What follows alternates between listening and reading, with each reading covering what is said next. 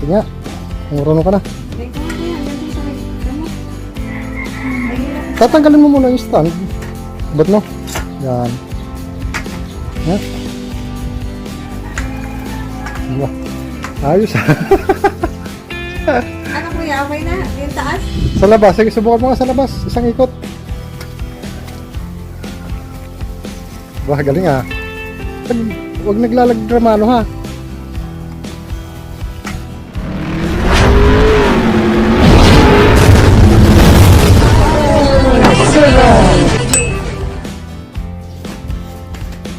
So guys, itong bisikleta na to ay halos 9 years old na.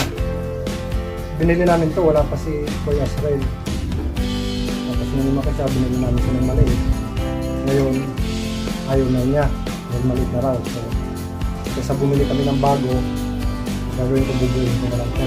Dahil manibila lang naman ang sira nito. Ayun, putol na. Saka, yung training niya. Binili namin ito.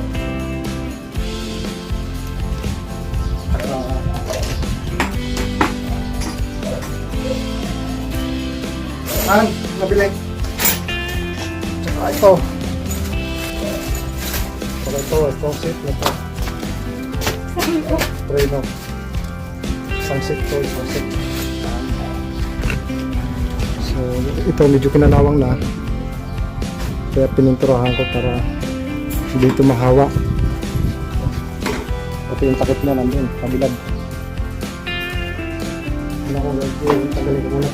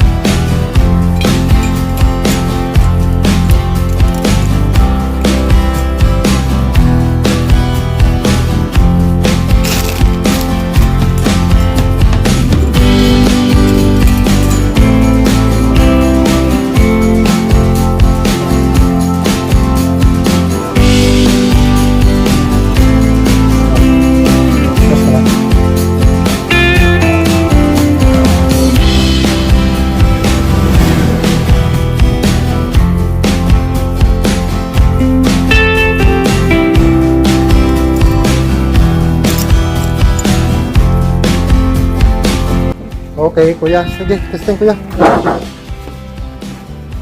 Wow. Sige nga. Marunong ka na. May kuha ko yan. Ganun sa may... Ano? Ayun. Tatanggalin mo muna yung stand. Ba't mo? Yan. Yan. Wah. Ayos ah. Ano kuya? Okay na? Yung taas? Sa labas. Sige, subukan mo nga sa labas. Isang ikot. Tapos mamaya na lang ulit kasi mainit eh. Ingat ka sa mga kot.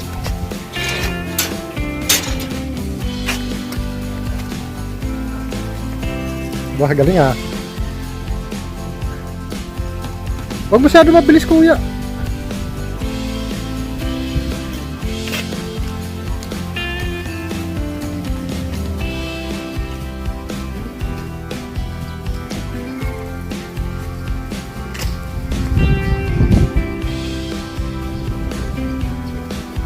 Bitaw pa eh.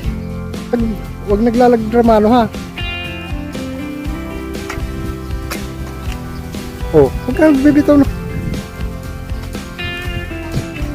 Ha? Nakagat yung preno? Ayos. Pasok mo muna. At mainit.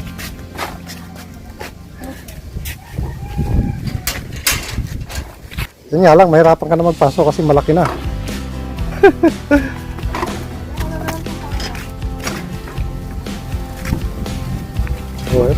O kaya pa niya. Para masalay siya. Huwag mo basta-basta inaiwan kung saan sa labas na, masagasaan ha. Ano? Napagod? Paggagawa ng bike? Angel, tapos na ang bike ni kuya. Hindi naman tayo ng pakwan. Yun naman daw kay Nene. Mamaya, ang daming kalat ni Papa, oh. Han, yun naman daw kay Nene. Request ni Nene. Bago pa yung pinili. Hindi, gulong daw. Ano? O, yun kay Papa. Sis mo, maliit lang. Thank you.